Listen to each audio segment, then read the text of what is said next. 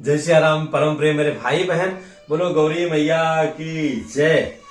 प्रश्न ये आ रहा है कि मंगलवार को विसर्जन हो सकता है क्या, मतलब विसर्जन कब करें। तो मेरे भाई बहन, चाहे आपने अष्टमी में हवन कर दिया है तो भी नवमी को प्रातः माता रानी की जैसे नित्य पूजा करते हैं वैसे पूजा करने के पश्चात मंत्रों से विसर्जन कर देना चाहिए। अगर आप नवमी को हवन कर रहे हैं, जो कि बहुत ही उत्तम है, तो हवन के पश्चात में कन्या पूजन किया, कन्या को जिमाया, उसके बाद में पुनः आरती करके और मंत्रों के द्वारा विसर्जन कर दिया। अथवा आप चाहें तो उसी दिन जो ले जाकर के जो कलश है उनका जो है जल प्रवाह इत्यादि कर सकते हैं। अब मंगलवार की जो बात आती है, हाँ उसके पहले एक बात और, जो कन्या पूजन की बात आई है, मान लिया कन्या हमको पहले मिल रही है, हवन के पहले उपलब्ध हो रही हैं, तो हम पहले भी उनका पूजन करके उनको जिमा सकते हैं। यहाँ तक अष्टमी को भी पूजन करके जिमा सकते हैं, क्योंकि वो साक्षात माँ का रूप मानी जाती हैं। पर हाँ संभव हो तो हवन के पश्चात उनका पूजन करके उनको जिमाना चाहिए।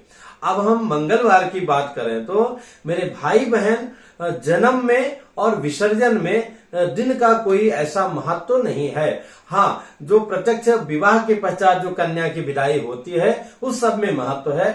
यहाँ उत्सव में और व्रत में ऐसा महत्व नहीं है। पर चूंकि जो बड़ी माताएं आती हैं, बड़े स्वरूपा आती हैं, मूर्तियां आती हैं, वो एक सामाजिक कार्य होता है।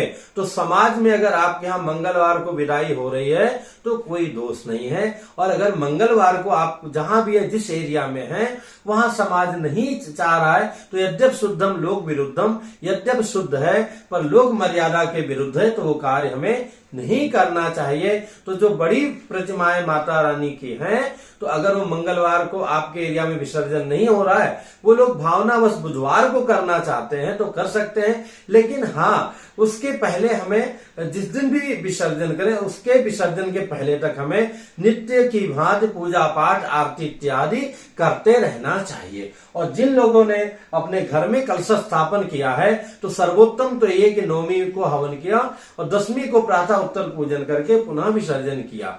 लेकिन आज के वातावरण में बहुत कठिन होता है, तो ऐसे में जो है पूजन के पश्चात मंत्रों के द्वारा विसर्जन कर दिया और दशमी में ले जाकर के जल प्रवाह किया, अथवा नवमी को भी ले जाकर के जल प्रवाह कर सकते हैं। इससे संबंधित जो प्रश्न हो कमेंट्स कीजिएगा, बताने का प्रयत्न करूंगा। माता रानी की कृपा सभी पर बनी रहे। जय श्री राम।